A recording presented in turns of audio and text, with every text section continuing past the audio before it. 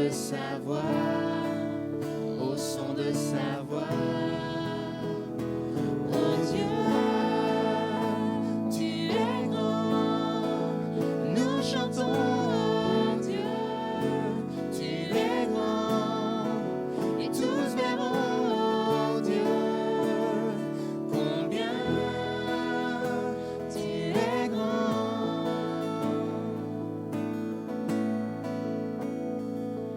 Car d'âge en âge j'irai,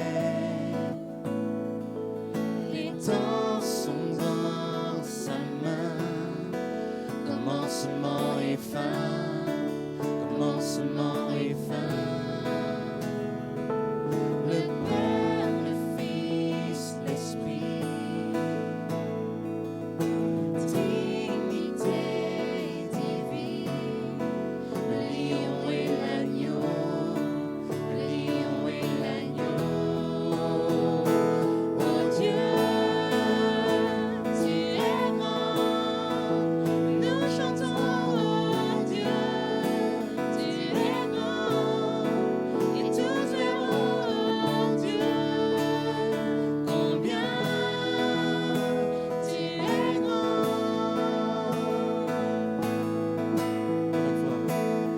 Oh Dieu,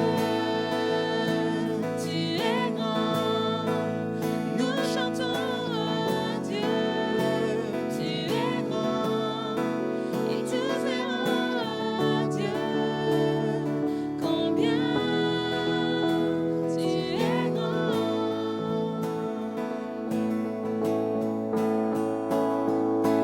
Le plus grand des noms, digne de louange, mon cœur s'écrie, oh Dieu, tu es grand.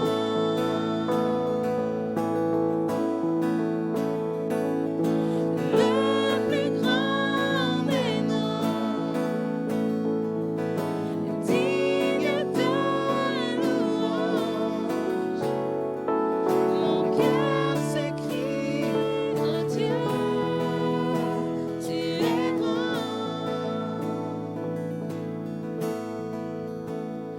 Oh Dieu, tu es grand, nous chantons, oh Dieu, tu es grand, et tous verront, oh Dieu, combien tu es grand. Dernière fois. Oh Dieu, tu es grand, nous chantons, oh Dieu, tu es grand, et tous verront, oh Dieu, combien tu es grand.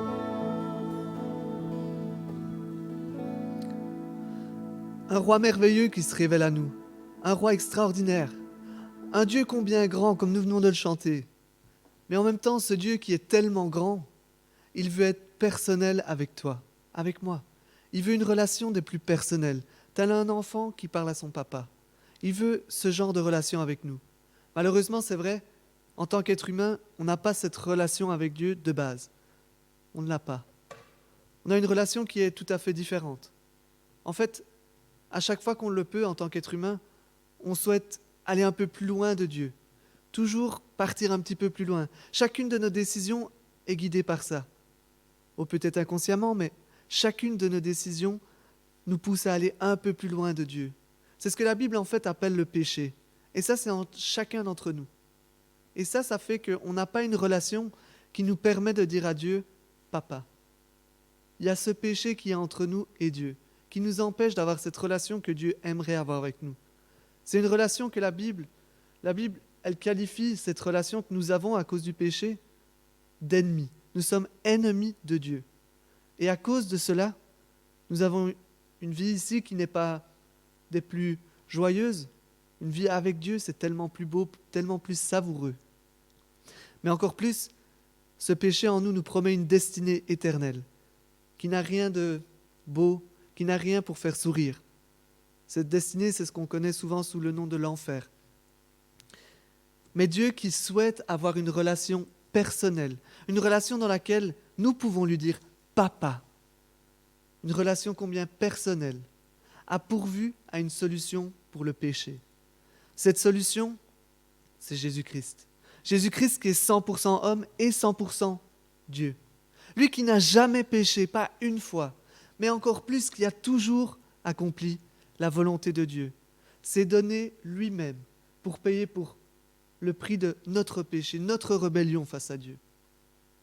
Et par là, il nous ouvre la possibilité d'avoir une relation dans laquelle on puisse dire « Papa » à Dieu. Si vous avez un jour fait ce choix de pouvoir accepter Jésus-Christ dans votre vie comme votre Sauveur et Seigneur, alors vous pouvez dire « Papa ». Et je vous invite durant le prochain chant à prendre le temps de savourer cette relation. Elle est acquise et parfois on l'oublie trop rapidement, mais c'est un privilège combien grand de pouvoir dire à ce Dieu tout-puissant qui a créé tout, Papa. C'est un privilège hors norme. Et vous qui n'avez peut-être pas encore fait ce choix, je vous invite à réfléchir durant ce chant. C'est la plus belle et la plus importante des décisions que vous pouvez faire. Accepter Jésus-Christ dans votre vie et ainsi pouvoir dire à Dieu, Papa. Chantons ce chant.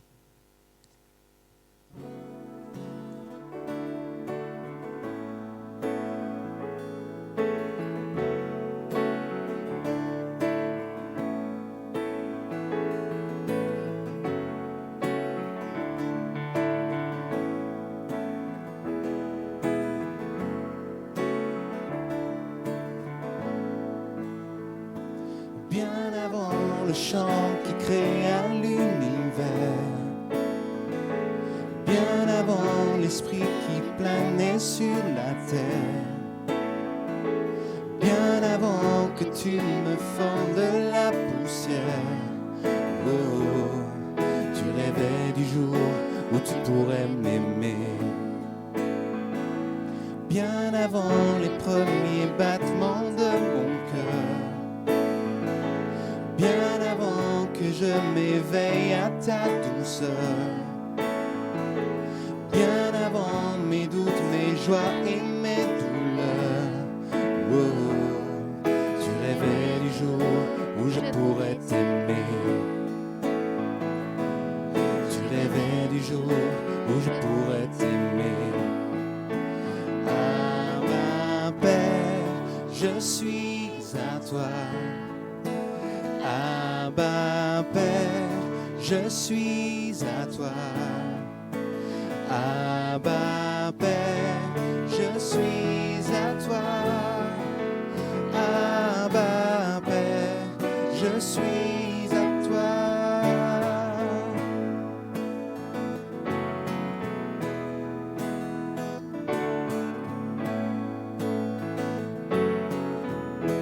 Bien avant que Jésus marche sur la terre, bien avant le Fils qui nous montre le Père, bien avant que les cieux sur moi soient ouverts, oh, tu rêvais du jour où tu pourrais m'aimer. Et bien avant que mon péché brise ton cœur, bien avant que coule le sang et la sueur, bien avant les clous, le froid et la douleur, oh, tu rêvais du jour où je pourrais t'aimer. Tu rêvais du jour où je pourrais t'aimer. Abba Père, je suis à toi. Je suis à toi. Abba Père, je suis à toi. Abba Père, je suis à toi. Abba Père, je suis émerveillé, saisi par l'immensité de ton amour pour moi.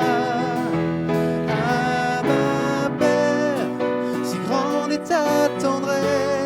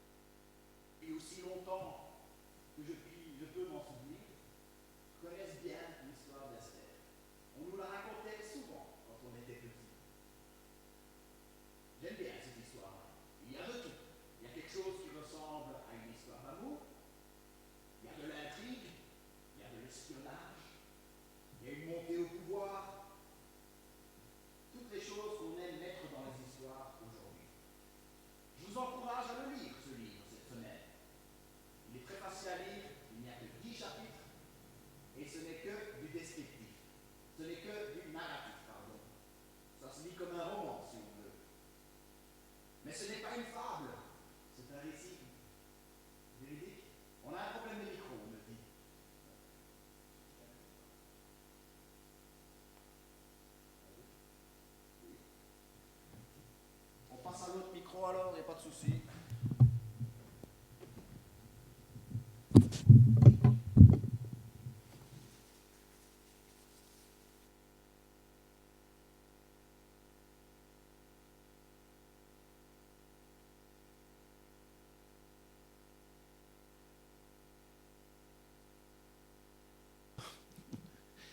Je vais attendre le signe de la sono. C'est bon comme ça? Ok. J'aimerais parler, je vais recommencer du début alors. J'aimerais parler d'un personnage de la Bible, une femme du nom de Esther. Ceux qui, comme moi, viennent à l'église depuis aussi longtemps qu'on puisse s'en souvenir, connaissent bien cette histoire. Ça ressemble pas mal aux histoires qu'on aime bien raconter aujourd'hui. Il y a quelque chose qui ressemble à une histoire d'amour. Il y a de l'intrigue, il y a une montée au pouvoir et il y a de l'espionnage. Je vous encourage à lire ce livre cette semaine. Il est très facile à lire. Il n'y a que 10 chapitres et ce n'est que du narratif. Ce n'est pas une fable, c'est un récit véridique. On peut le savoir parce qu'il n'y a pas tous les éléments fantaisistes qu'il y avait dans les fictions de l'époque. Ce que je vais faire maintenant, c'est que je vais vous raconter l'histoire très rapidement, 5 petites minutes. Je vais devoir sauter pas mal de détails, c'est pour ça que je vous invite à lire le livre cette semaine. Et puis je vais un peu déballer des éléments historiques qui, à mon avis, nous aident à mieux comprendre le livre. Ensuite, je vais répondre à certaines questions que je pense se posent après la lecture de ce livre et qui, justement, trouvent leur réponse. Parce que j'ai trouvé que ce livre est particulièrement parlant pour aujourd'hui et il est particulièrement parlant pour nous, pour que nous puissions savoir comment nous pouvons avancer aujourd'hui. L'histoire. Personnage numéro 1, Assuérus, le roi de Perse. Après une série d'événements, je vous ai dit, je vais sauter des détails, on se dit qu'il lui faut une nouvelle reine. On fait venir à la capitale toutes les belles femmes du royaume en âge de se marier, et parmi elles se trouve Esther. Esther, une jeune femme qui se trouve appartenir à une minorité ethnique là-bas, dans ce royaume. Elle était juive et elle a caché ses origines. Elle n'en a parlé à personne. Le personnage numéro 3, c'est Haman. Le personnage numéro 3, c'est son cousin, Mardoché, qui veille sur Esther. Il est un peu plus âgé qu'elle, mais Esther, ayant perdu ses parents, c'est Mardoché, son cousin, qui l'a élevé. Esther est embrigadée dans le concours de Miss pour devenir la nouvelle reine. Et de toutes les belles jeunes femmes du royaume, Assuérus choisit Esther. Esther devient la nouvelle reine. L'histoire se tourne alors vers Mardoché. Mardoché, il marche autour du palais, il se trouve autour du palais et il entend 2 personnes parler de leur complot pour assassiner le roi. Qu'est-ce qu'il fait? Il décide de dénoncer le complot. Le complot est déjoué, le roi est sauvé. Arrive alors personnage numéro 4, Haman, l'homme le plus puissant du royaume après le roi. Mardoché refuse de se prosterner devant lui. Alors Haman décide de se venger, non seulement de tuer Mardoché, mais il veut tuer tous les Juifs qui vivent dans le royaume. Il convainc le roi d'ordonner ce génocide, et c'est sous forme de décret, et signé par la bague du roi, que c'est ordonné. Cela veut dire que c'est irrévocable. Sous aucune condition, on peut revenir dessus. Mardoché demande alors à Esther d'intervenir. Mais si elle intervient, elle risque sa vie. Si elle se présente au roi, elle a beau être la reine, elle risque de se faire exécuter sur le champ si elle se présente sans être invitée. Arrive alors un passage que je vais lire directement dans le texte parce que je trouve qu'il est clé dans la compréhension de ce livre, dans le message de ce livre. Mardochée fit répondre à Esther, « Ne t'imagine pas que ta position au palais te permettra d'être sauvée au contraire de tous les Juifs. En effet, si tu gardes le silence maintenant, le secours et la délivrance surgiront d'autre part pour les Juifs, tandis que ta famille et toi, vous mourrez. Qui sait, peut-être est-ce pour une circonstance telle que celle-ci que tu es parvenu à la royauté. » Esther fit répondre à Mardochée, « Va rassembler tous les Juifs qui se trouvent à Suse, Suse, la capitale du royaume. Ne mangez et ne buvez rien pendant 3 jours, ni la nuit, ni le jour.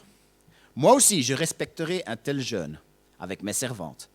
Et c'est dans ces dispositions que je pénétrerai chez le roi, j'enfreindrai la loi, et si je dois mourir, je mourrai. » Esther se rend alors dans ces dispositions auprès du roi. Sans être invitée, elle risque sa vie, mais, ouf, réponse à la prière, le roi lui tend son sceptre. C'est le signe comme quoi il lui pardonne son audace de s'être présenté sans être invité. Mais non seulement ça, il est heureux de la voir. Il lui dit, « Reine Esther, demande-moi ce que tu veux. Tu peux même me demander la moitié de mon royaume, je te le donnerai. » Esther lui dit, « J'aimerais que tu viennes à un banquet et prends Haman avec toi. » Le banquet a lieu et le roi lui repose la même question.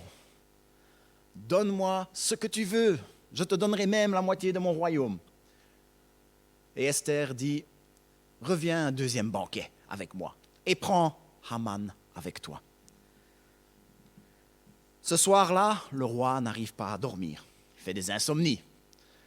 Il décide de faire lire les archives de la cour.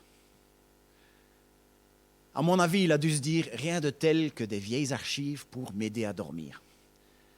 Et on lui lit le passage justement où on parle de la tentative d'assassinat qui avait eu lieu quelques années auparavant, que Mardochée avait dénoncé, qui avait été déjoué et comment ce roi avait été sauvé. Et le roi fait, attendez un instant, est-ce qu'on a récompensé Mardochée pour ce qu'il a fait? On lui dit que non, et le lendemain matin, on récompense Mardochée. Encore une fois, beaucoup de détails très intéressants là, mais il faut que vous lisez le livre d'Esther dans la Bible, dans l'Ancien Testament. Le roi récompense Mardochée et puis il se rend au 2e banquet avec Haman. Ce moment-là, le roi repose la question. « Demande-moi ce que tu veux, je te le donnerai. » Esther lui dit, « Donne-moi la vie sauve à moi et à mon peuple. » Alors visiblement, le roi n'a pas percuté tout de suite parce qu'il a dit, « Mais qui en veut à ta vie? Qui en veut à la vie de ton peuple ?» Et c'est à ce moment-là qu'il y a le moment de vérité. Esther révèle ses origines et elle dit, « Celui qui en veut à ma vie et à la vie de mon peuple, il est assis à table avec nous, c'est Haman. » Le roi a compris qu'il a été manipulé par son premier ministre et Haman finit par être pendu. Ensuite, il fallait s'attaquer au problème de base, l'extermination qui avait été programmée et qui était irrévocable. Mardochée et Esther, Mardochée, après avoir été récompensé, devient plus puissant dans le royaume. Il demande qu'un autre décret soit publié au Moniteur de l'époque. Et dans cet autre décret, les choses changent du tout au tout. L'ancien décret était resté, mais maintenant, les Juifs avaient le droit de se préparer, ils avaient le droit de s'équiper pour se défendre, quelque chose qui n'était pas permis auparavant.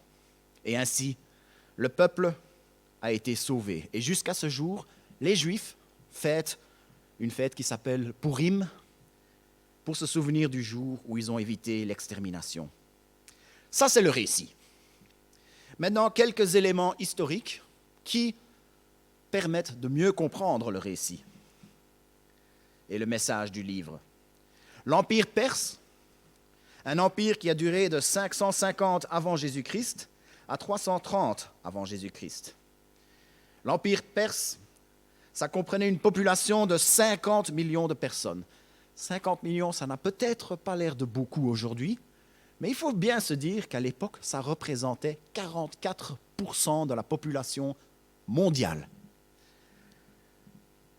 Comme dit le récit, l'Empire s'étendait bien de l'Éthiopie jusqu'à l'Inde. C'est ce qui est dit dans le livre d'Esther. Et l'histoire nous le confirme. Ce que tout ça veut dire, c'est que le récit d'Esther se déroule dans les hautes sphères du pouvoir de l'empire le plus puissant que le monde n'avait jamais connu jusqu'alors. Qui était Assuérus ? Chez les historiens, et entre autres chez Hérodote, un historien de l'Antiquité, il est mieux connu sous son nom grec, Xerxès Ier. Il est connu pour avoir mené la plus grande armée jamais réunie à l'époque. On parle de 2 millions d'hommes pour envahir la Grèce. Xerxès, c'est celui qu'on voit dans le film 300, avec pas mal de licences artistiques, bien sûr. On parle de Pythias, c'était un roi d'un petit royaume sous son empire, qui avait 5 fils, qui avaient été enrôlés de force dans cette armée. Et Pythias a accueilli Xerxès et toute son armée pendant l'hiver. Juste avant leur départ, Pythias a demandé si le fils aîné pouvait être exempté de bataille parce qu'il lui fallait quelqu'un pour s'occuper de lui dans son vieil âge. Xerxès s'est mis dans une colère noire parce que ça voulait dire qu'il ne croyait pas en ses chances de victoire. Pour le remercier de s'être occupé de lui pendant tout l'hiver, il a fait venir le fils aîné, il a demandé qu'on le coupe en deux et il a fait marcher son armée entre les 2 morceaux. Vous voyez un peu le personnage. On raconte aussi que quand la mer a détruit un pont qu'il avait fait construire, il avait exigé que ses hommes entrent dans la mer et donnent 300 coups de fouet pour punir la mer. Il a ordonné que ses hommes fassent couler des entraves pour punir la mer. Après avoir subi pas mal de pertes à Thermopyle face à Léonidas et ses fameux 300 hommes, il a pu envahir Athènes, mais ensuite, en essayant de prendre le reste de la Grèce, il a perdu une bataille navale à Salamis. 300 de ses bateaux ont été détruits et il a été forcé de retourner à Suse. Hérodote disait de lui qu'il aimait les femmes et qu'il manquait de contrôle de lui-même. Il était aussi question que sa campagne en Grèce, et puis quand il est revenu, il a commencé à faire énormément de constructions, a vraiment mis à mal sa trésorerie. Il avait souvent besoin d'argent. Et on peut voir que tous ces éléments se recoupent entre le livre d'Esther et ce que nous disent les historiens. Le livre d'Esther nous parle de comment il nourrit une ardente colère, ou qu'il se lève dans sa colère pour aller dans les jardins. Le livre d'Esther nous parle d'exécution sommaire. Il nous parle un peu indirectement de ce besoin d'argent qu'il avait. Pour pouvoir le manipuler, Haman lui avait donné 300 tonnes d'or. Maintenant, Esther et Mardochée. Il s'agit de Juifs dans une période très particulière de leur histoire. Je vous donne une rapide ligne du temps. En 605 avant Jésus-Christ, les Babyloniens ont envahi le royaume de Juda et il y a eu une déportation massive des habitants dans d'autres contrées de cet empire. En 539, l'empire de Babylone a envahi. L'empire a été envahi par l'empire perse et toutes les contrées babyloniennes sont devenues perses du jour au lendemain. Donc, Juda était devenu perse à ce moment-là aussi. En 538, donc 1 an plus tard, une partie des Juifs, pas tous, sont autorisés à rentrer à Jérusalem. Mais ils restent sous domination perse. En 486, Assuérus arrive au pouvoir et c'est là que se déroulent tous les événements relatés dans le livre d'Esther. Donc Esther et Mardochée sont des Juifs qui sont nés en captivité dans l'empire perse, à Suse, leur capitale. et il ne faisait pas partie de ceux qui ont pu rentrer à Jérusalem. Une chose qu'on peut retenir de tout ça, c'est que quand Haman a organisé cette extermination, ce qu'il voulait, c'était carrément l'oblitération de toute la descendance de Jacob. Ce n'était pas seulement ceux qui étaient dans un petit royaume, comme j'aurais pu le penser, certains auraient pu le penser. En fait, ceux qui étaient rentrés à Jérusalem étaient toujours dans le royaume perse. Et le but, c'était de les détruire aussi. Voilà l'enjeu du livre. Quelque chose qui est fort frappant dans ce livre, c'est que Dieu n'est même pas mentionné. Il y a un autre livre dans la Bible où c'est le cas, c'est le livre du Cantique des Cantiques. Il y a une seule chose dans le livre qui est plus ou moins religieuse, c'est quand on parle de jeûne et de prière. Et d'ailleurs, on ne parle même pas de prière, on parle que de jeûne. Mais à l'époque, il n'y avait pas de jeûne sans prière. On ne faisait pas des jeûnes pour maigrir ou pour faire des cures détox. C'est quand même particulier, n'est-ce pas? La Bible, c'est bien le livre de Dieu. L'Église, c'est le corps de Dieu le Fils. Vous connaissez mon respect pour la parole de Dieu, alors vous vous doutez bien que je ne vais pas prendre ça pour une excuse de juste déchirer ces 10 pages et de passer à autre chose. Vous en doutez bien, je l'espère. Si on ne vous donne pas le nom de la personne qui fait défiler les dias pendant qu'on chante, ça ne veut pas dire qu'il n'y a pas une personne qui est dans la salle, qui doit se concentrer pour les faire défiler au bon moment. Petite parenthèse, chaque semaine, on a une équipe géniale qui fait fonctionner les choses dans les coulisses et je leur dis merci. Je vous ai parlé de 4 personnages. Assuérus, Mardochée, Esther, Haman. Mais en fait, ce ne sont que des personnages secondaires. Le personnage principal, c'est Dieu. Ce qu'on voit dans ce livre, c'est Dieu qui agit. Je vais maintenant poser quelques questions que je pense trouvent leur réponse dans ce livre. Pourquoi Dieu agit-il? Comment Dieu agit-il dans ce livre? Et comment pouvons-nous participer à l'action de Dieu aujourd'hui? Pourquoi Dieu agit-il dans le livre d'Esther? Comme je vous ai expliqué tantôt, l'enjeu du livre était de taille. Il ne s'agissait pas d'une simple histoire d'amour entre un roi et une princesse en détresse. Le récit met en lumière un moment de l'histoire où l'existence même du peuple juif pesait dans la balance. Les Nabatéens, les Minoens, les Mycéniens, les Paphlagoniens, voilà tous des peuples qui ont tout simplement disparu dans cette région du monde, dans l'Antiquité.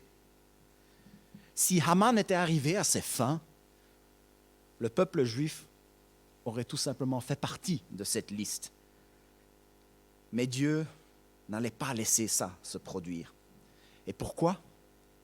Parce qu'il avait promis quelque chose à l'humanité, à toi, à moi. Une chose qui allait arriver par le peuple juif. Si ce peuple disparaissait, il n'allait pas accomplir cette promesse. Des siècles auparavant, il avait promis à Abraham que toutes les nations de la terre allaient être bénies au travers de lui. Nous, aujourd'hui, nous savons comment Dieu a accompli cette promesse. Nous savons comment ce plan est arrivé à sa pleine réalisation. C'est dans la personne de Jésus-Christ. Nous sommes tous bénis au travers de Jésus-Christ. Est-ce que Christ me rendra riche? Est-ce que Christ fera en sorte que je resterai en bonne santé pour le restant de mes jours? Est-ce que Christ va faire disparaître tous mes problèmes? Non, c'est pas assez. Il veut me donner bien plus que ça. Il me donne quelque chose de bien plus important que ces choses-là. Mon péché m'avait aliéné par rapport à Dieu. Notre péché avait créé un gouffre infranchissable entre nous et Dieu. Le péché de l'humanité l'avait rendu inacceptable par rapport à son Créateur, le Dieu saint. Mais ce n'est pas ce que Dieu a voulu. Dès le départ, il a mis les choses en œuvre. Il a commencé à agir pour que nous puissions revenir vers lui. Et pour cela, il fallait que Jésus vienne. Pour cela, il fallait que Jésus meure sur la croix. Une mort qui nous attendait, nous, pour notre péché, mais qu'il a pris sur lui.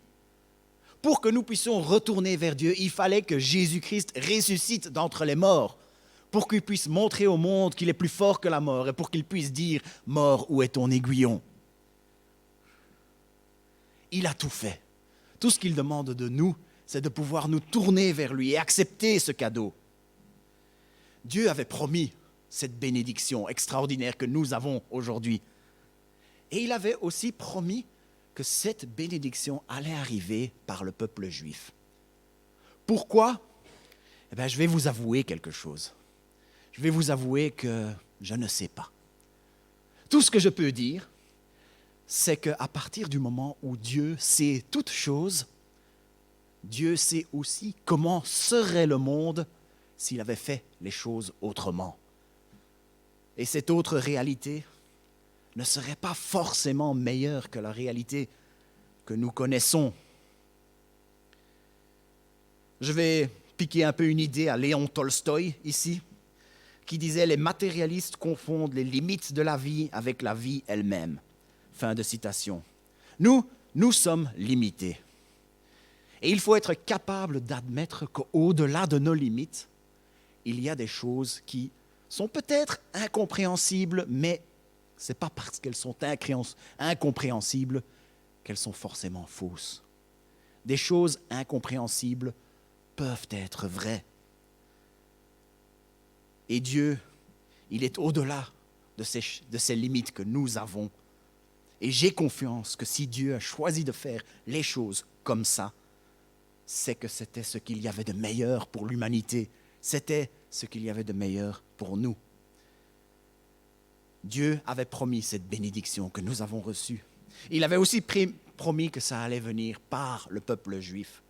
Et le livre d'Esther nous montre Dieu en train de mettre les choses en place pour protéger ce peuple, pour que cette lignée puisse continuer, pour que nous puissions avoir, chacun d'entre nous, cette bénédiction en Jésus-Christ.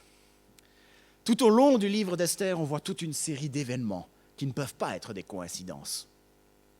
Sur une population de 50 millions, c'est Esther qui est choisie pour être la nouvelle reine. De toutes les conversations que Mardochée aurait pu entendre, c'est justement ces deux hommes qui parlaient d'assassiner le roi qu'il a entendu. Et les archives de la cour s'étendaient sur des siècles de procédures. Et de tous les livres au hasard qui auraient pu être pris, c'est justement le passage sur cette tentative d'assassinat, sur comment Mardochée avait sauvé le roi qui est lu. Et la récompense que Mardochée reçoit fait aussi partie de comment Dieu a pu permettre à son peuple d'être sauvé. Si on avait mis tout ça dans un film, les critiques auraient dit « scénario trop simpliste ». Mais ce n'est pas le cas quand on sait que Dieu est souverain, que Dieu accomplit son plan. Haman a beau être le deuxième homme le plus puissant du royaume le plus puissant qui n'ait jamais été connu jusqu'alors, Dieu était souverain et Dieu n'allait pas le laisser faire ce qu'il avait l'intention de faire. Il était l'architecte silencieux et bienveillant qui contrôlait toutes choses. Résultat final, résultat des courses, son peuple a été sauvé. La lignée pouvait se poursuivre.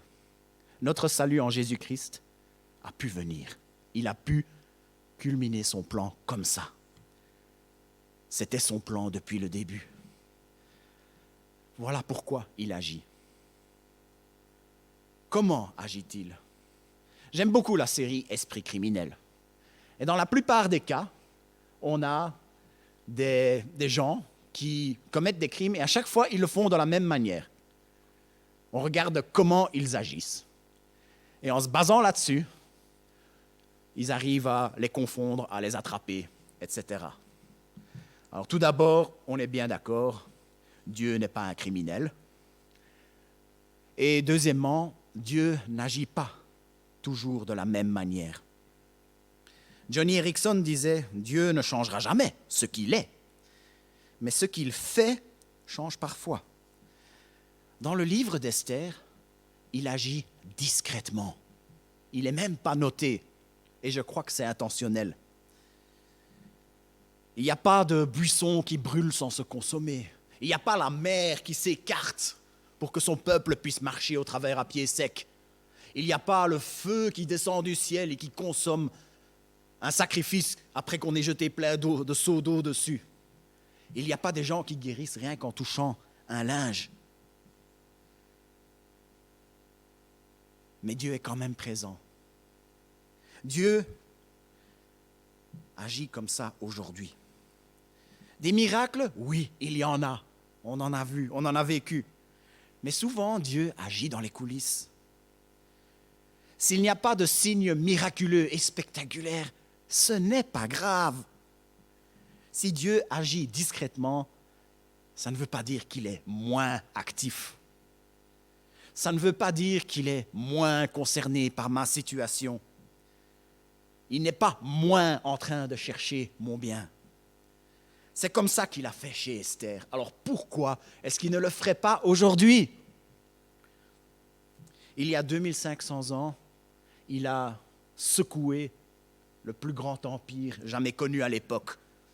Aujourd'hui, la terre entière est secouée par un virus microscopique qui est venu pour tout chambouler. Il y a des gens qui meurent. Économiquement, il y a des gens qui risquent de tout perdre. Est-ce que Dieu est en train d'agir discrètement derrière tout ça? Moi, je vous dis que oui. Pourquoi est-ce qu'il le fait? Eh bien, je vais vous l'avouer, je ne sais pas.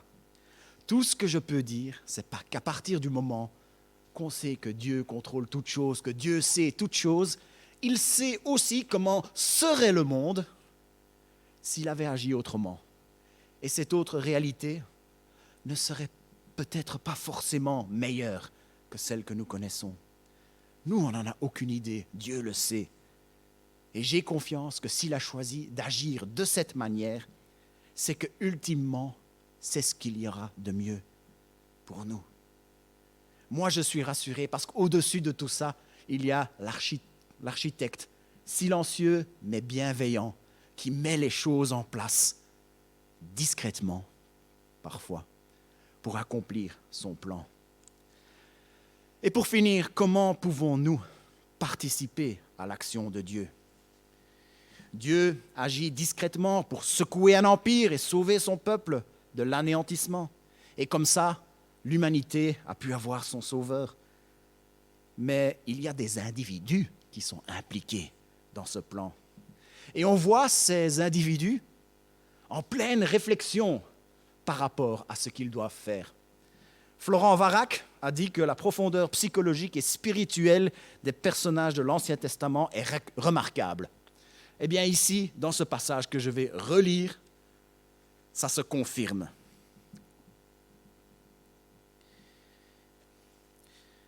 Mardochée fit répondre à Esther, « Ne t'imagine pas que ta position au palais te permettra d'être sauvée, au contraire de tous les Juifs. En effet, si tu gardes le silence maintenant, le secours et la délivrance surgiront d'autre part pour les Juifs, tandis que toi et ta famille, vous mourrez. Qui sait? Peut-être est-ce pour une circonstance telle que celle-ci que tu es parvenu à la royauté. » Esther fit répondre à Mardochée, « Va rassembler tous les Juifs qui se trouvent à Suse et jeûnez pour moi. Ne mangez et ne buvez rien pendant 3 jours, ni la nuit, ni le jour. Moi aussi, je respecterai un tel jeûne avec mes servantes, et c'est dans ces dispositions que je pénétrerai chez le roi. J'enfreindrai la loi, et si je dois mourir, je mourrai. » Ils étaient conscients que Dieu allait agir. Et il y a 2 mots, en fait, dans ce petit passage que je trouve extrêmement rafraîchissants. Qui sait? Qui sait? Il n'était pas sûr. Il y a des gens dans la Bible qui s'élancent en pleine certitude, en tout cas extérieurement. On voit David devant Goliath, pleine certitude. extérieurement en tout cas. Peut-être qu'à l'intérieur, il avait un peu peur, on ne sait pas, ce n'est pas dit. On voit par exemple Élie qui affronte 450 prophètes de Baal, faux prophètes de Baal.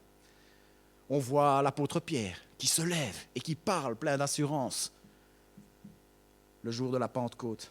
Mais Mardochée et Esther, de temps en temps, je suis un peu comme eux. Parfois, je me dis, qui sait? Parfois, je n'en suis pas sûr. Parfois, on se dit, ils sont en train de se dire, on dirait que c'est ça qu'on doit faire. On a l'impression qu'il faut qu'on agisse, mais on n'en est pas sûr. Ils n'avaient pas de certitude. Mais ils ont agi, ils l'ont fait, parce que la situation s'était présentée. C'était même la chose logique à faire. Esther, c'est la reine. Esther est la mieux placée pour aller voir le roi et pour plaider la cause de son peuple. N'empêche qu'elle risquait sa vie en le faisant.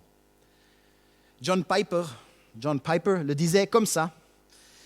Ne ratez pas vos moments Esther. Fin de citation. Dans cette période de confinement, qui sait? Peut-être que vous avez vos moments Esther. Un moment Esther, en quelque sorte, c'est un moment où vous avez été mis dans une situation bien particulière pour que Dieu puisse accomplir quelque chose de bien particulier. Il y a quelques différences entre nous et Esther. On peut dire « Merci Seigneur », on n'a pas besoin d'aller aussi loin que le dernier verset. J'enfreindrai la loi, et si je dois mourir, je mourrai. On n'a pas besoin d'enfreindre la loi. Je n'ai pas besoin d'enfreindre la loi, pour l'instant. Je n'ai pas besoin de risquer ma vie. Peut-être qu'un jour ça viendra, mais ce n'est pas le cas aujourd'hui. Une autre différence, c'est que la plupart d'entre vous, vous n'êtes pas roi et reine. Alors, vos majestés, Philippe et Mathilde, si vous me regardez, ne ratez pas vos moments Esther. Tous les autres qui ne sont pas roi et reine, qui sait? Si vous avez la certitude, super, mais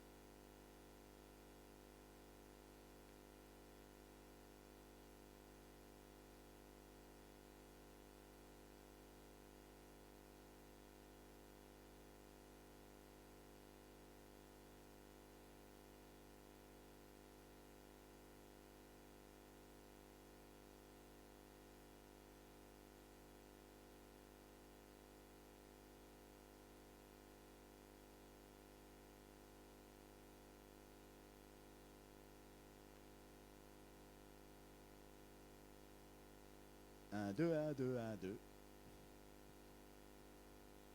Où est-ce que j'étais? Qui sait? Peut-être que vous êtes là où vous êtes en ce moment parce que Dieu a voulu que vous soyez là et parce que Dieu veut accomplir quelque chose de particulier au travers de cela. Voilà comment ce passage s'est appliqué à moi cette semaine. Qui sait, peut-être que c'est pour parler à quelqu'un de particulier, quelqu'un que je ne rencontrerai peut-être jamais. Qui sait, peut-être que le Seigneur veut que je parle au cœur de cette personne aujourd'hui. Et c'est pour ça que je suis parvenu sur Facebook et YouTube aujourd'hui. Et c'est dans ces dispositions que j'irai devant les caméras et que je prendrai le risque que mon micro tombe en panne. Qui sait? C'est dans ces dispositions que j'irai. Et si on se moque de mon accent, si on se moque de mon langage corporel, eh bien on se moquera. Heureusement, je ne dois pas enfreindre la loi. Heureusement, je ne dois pas risquer ma vie. Le livre d'Esther nous montre comment Dieu agit discrètement pour sauver son peuple et comment ultimement il a donné son Fils. À nous maintenant de prier et de réfléchir de comment nous pouvons faire notre part aussi. Aussi petite soit-elle. Si vous êtes roi et reine, vous avez votre part à jouer.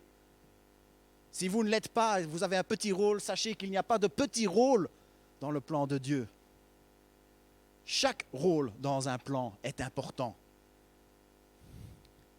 À nous maintenant de prier et de réfléchir à comment nous pouvons faire notre part dans le plan que Dieu a pour nous.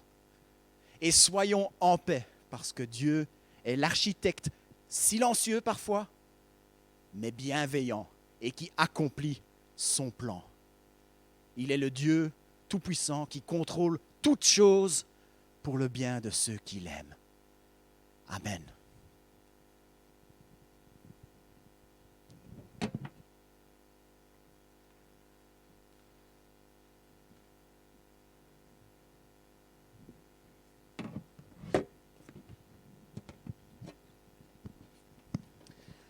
Merci à Martin pour ce message encourageant.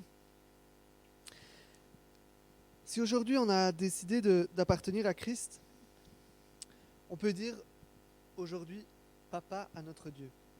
Seulement, Dieu ne nous permet pas juste de l'appeler papa. Il y a énormément de choses qu'il fait pour nous.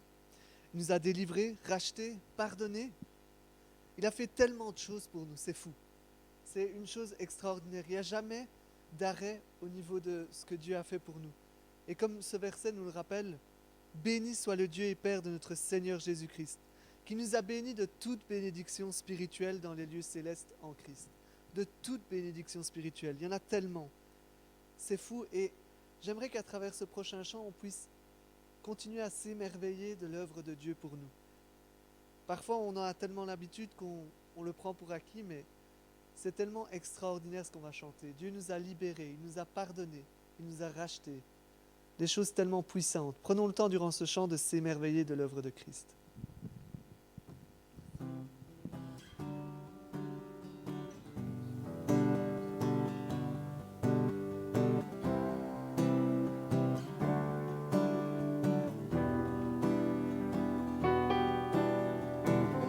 À la croix, tu as déclaré, tout est accompli, payant le prix de chaque vie. La mort n'a pu te retenir, je sais que tu es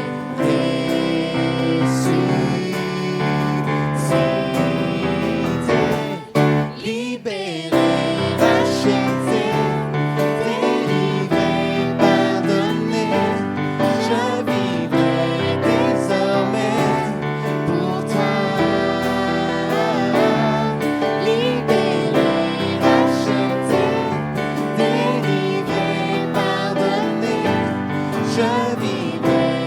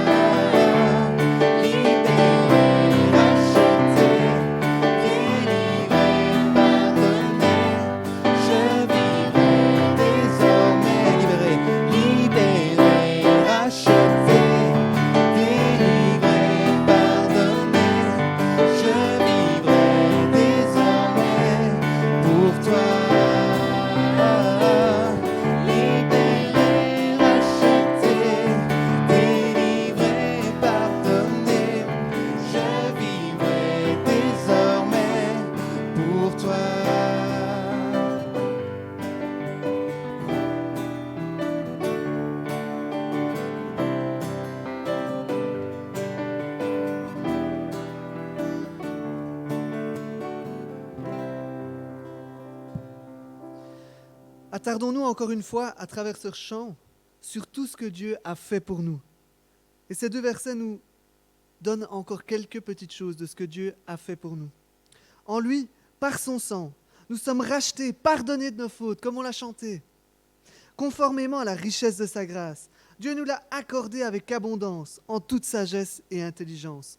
Oui, Christ a fait ces choses extraordinaires, mais combien atroce a été sa mort. Rappelons-nous de tout ce que Christ a fait pour nous. Ce n'est pas une chose anodine qu'il a fait. Il a souffert une mort atroce, la mort la plus cruelle qui puisse exister. Jésus-Christ l'a souffert pour nous, en raison de nos fautes. Alors émerveillons-nous de son sacrifice.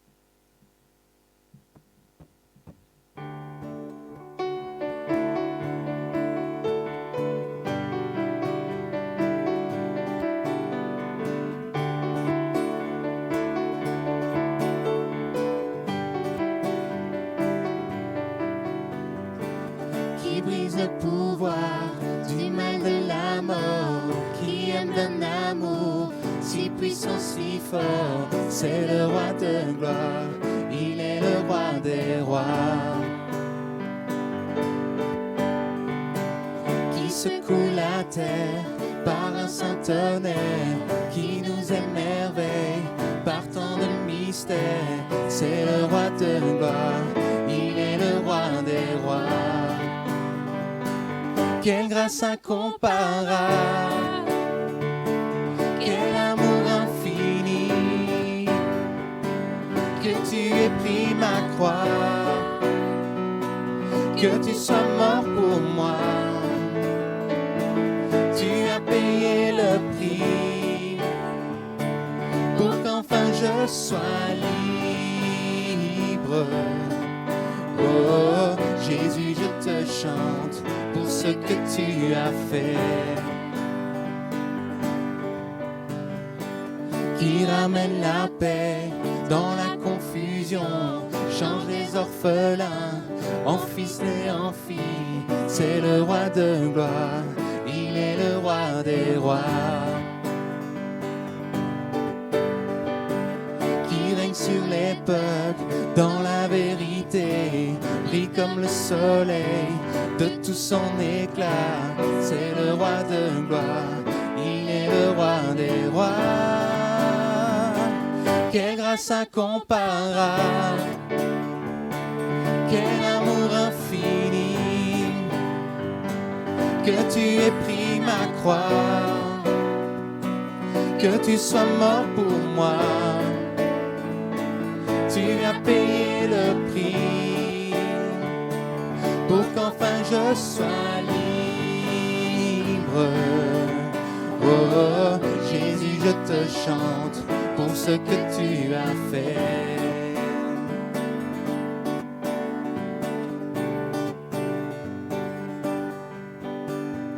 Digne est l'agneau immolé, digne est le roi vainqueur sur la mort. Digne est l'agneau immolé, digne est le roi vainqueur sur la mort. Digne est l'agneau immolé, digne est le roi vainqueur sur la mort. Digne est l'agneau immolé, digne est le roi vainqueur. Quelle grâce incomparable, quel amour infini, que tu aies pris ma croix, que tu sois mort pour moi. Tu as payé le prix pour qu'enfin je sois libre. Oh Jésus, je te chante pour ce que tu as fait, pour ce que tu as fait,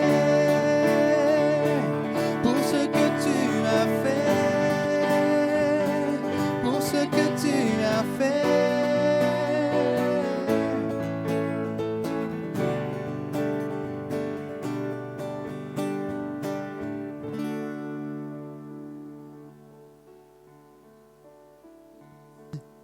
Vous avez entendu la parole de la vérité, l'évangile qui vous sauve. En lui, vous avez cru et vous avez été marqués de l'empreinte du Saint-Esprit qui a été promis. Il est le gage de notre héritage, en attendant la libération de ce que Dieu s'est acquis pour célébrer sa gloire. Dieu ne nous laisse pas sans rien. Quand nous nous sommes donnés à lui, il nous donne le Saint-Esprit, qui est un gage, une preuve de ce qu'un jour nous irons auprès de lui, au paradis. Merci d'avoir été avec nous. Durant cette semaine qui s'ouvre devant nous, je nous invite à regarder le confinement comme un cadeau de Dieu. Car comme on nous l'a rappelé aujourd'hui, c'est Dieu qui est au contrôle de toutes choses. Chaque minute, chaque seconde de ma vie est un cadeau de Dieu. Alors en confinement ou pas, ça reste un cadeau de Dieu. Alors prenons cette semaine pour un peu plus nous émerveiller, un peu plus connaître notre Dieu. Ce Dieu qui nous bénit au-delà de toute mesure. Remercions-le pour ce qu'il a fait, pour ce qu'il fait et pour ce qu'il fera. Que Dieu vous garde et vous bénisse.